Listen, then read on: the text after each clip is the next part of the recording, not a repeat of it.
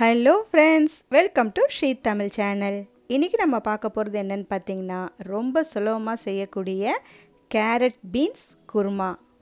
அதிக மசாலா பொருட்கள் சேர்க்காம கேரட் பீன்ஸை மட்டுமே வச்சு குழந்தைங்கலேருந்து பெரியவங்க வரைக்கும் உடம்பு சரியில்லாதவங்க கூட சாப்பிட்ற மாதிரியான ஒரு சிம்பிளான ரெசிபி இது.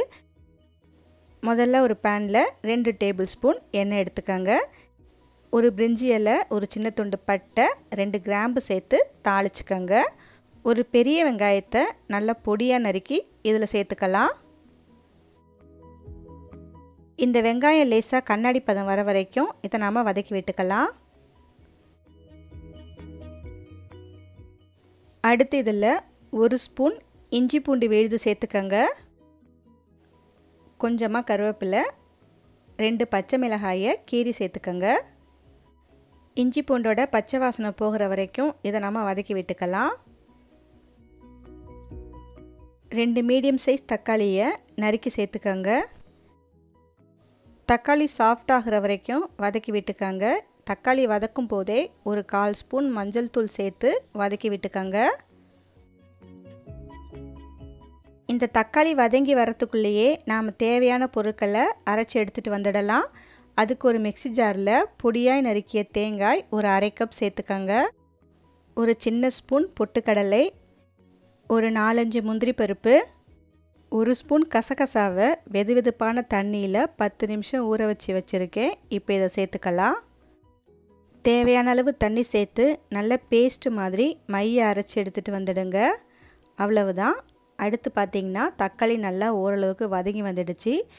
இப்போ இது கூட ஒரு சின்ன ஸ்பூன் தனி மிளகாய்த்தூள் சேர்த்துக்கோங்க. காரம் உங்கள் விருப்பத்துக்கு ஏற்ற மாதிரி 1/2 ஸ்பூன்லேருந்து 1 ஸ்பூன் வரைக்கும் தனி மிளகாய்த்தூள் சேர்த்துக்கலாம். மிளகாய்த்தூள் சேர்த்து லேசாக வதக்கி விட்டுக்கோங்க, பச்சை வாசனை போகிற வரைக்கும். இப்போ பார்த்திங்கன்னா அடுத்து ஒரு 1/2 கப் பொடியாக நறுக்கிய கேரட் பீன்ஸ் நல்லா பொடியாக நறுக்கி எடுத்துக்கோங்க. இப்போ இதை சேர்த்துக்கலாம். இப்போ இந்த கேரட் பீன்ஸை ஒரு 2 நிமிஷத்துக்கு நல்லா வதக்கி எடுத்துக்கோங்க. அடுப்பை மீடியம் ஃப்ளேமில் வச்சு ஒரு 2 நிமிஷம் வதக்குனா சரியாக இருக்கும். காய்கறிகள் ஓரளவுக்கு வதங்கி வந்ததுக்கு அப்புறமா நாம் அரைச்சி வச்ச தேங்காய் பேஸ்ட்டை சேர்த்துக்கலாம். கூடவே ஒரு 2லேருந்து 3 கப் அளவுக்கு தண்ணி சேர்த்துக்கோங்க. நீங்கள் உங்களோட கன்சிஸ்டன்சிக்கு ஏற்ற மாதிரி தண்ணி கூட குறைய சேர்த்துக்கலாம். நான் இன்றைக்கி பூரிக்கு பண்ணுறேன் அப்படின்றதுனால கொஞ்சமாக தண்ணி சேர்த்துருக்கேன். நீங்கள் சப்பாத்திக்கோ இல்லை தோசைக்கோ செய்கிற மாதிரி இருந்தால் இன்னும் கூட கொஞ்சம் தண்ணி சேர்த்து வேக விடுங்க. இப்போ இதில் தேவையான அளவு உப்பு சேர்த்துக்கோங்க. இப்போ அடுப்பை மீடியம் ஃப்ளேமில் வச்சு ஒரு 5லேருந்து 8 நிமிஷம் வரைக்கும் இதை வேக வச்சு எடுத்துக்கலாம். குக்கரில் செய்கிறதா இருந்தால் மூடி போட்டு ஒரு 2 விசில் வேக வச்சு எடுத்தால் போதும், சரியாக இருக்கும். இப்போ பார்த்திங்கன்னா இந்த அளவுக்கு லேசாக எண்ணெய் பிரிஞ்சு வந்திருக்கு. காய்கறிகள் நல்லா வெந்து இந்த அளவுக்கு எண்ணெய் பிரிய ஆரம்பித்ததும் நாம் ஸ்டவ்வை ஆஃப் பண்ணிடலாம்.